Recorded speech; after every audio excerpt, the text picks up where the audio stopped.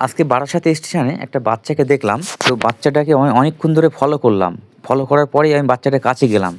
আমি ওকে গিয়ে জিজ্ঞাসা করলাম যে, "বাবু তুমি এখানে একা বসে, বসে কি করছো? আমি তোমাকে অনেকক্ষণ ধরে দেখছি।" তো ও আমাকে বলল যে, "আমার মা লজেন্স বিক্রি করে।" তো আমি ওকে বললাম, "কেন তোর বাবা নেই?"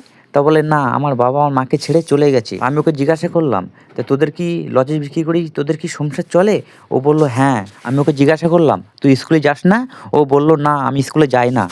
আমি বলছি যে, "একটা জামা প্যান্ট নিবি?" তো ও বলছে, "হ্যাঁ, নেবো।" বলার পরে দেখলাম খুব আনন্দ পাচ্ছিল বাচ্চাটা। তো ওকে একটা আমি জামা একটা প্যান্ট ওকে পরিয়ে দিলাম।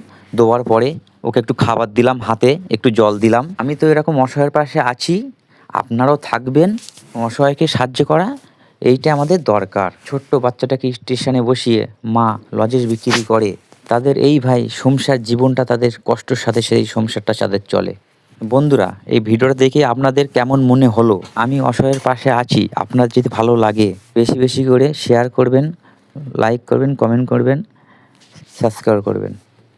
বন্ধুরা, সুস্থ থাকবেন, ভালো থাকবেন আর আমার জন্য দোয়া করবেন যাতে আমি এরকম কাজ আপনাদের সামনে আরও বেশি, বেশি করে করতে পারি।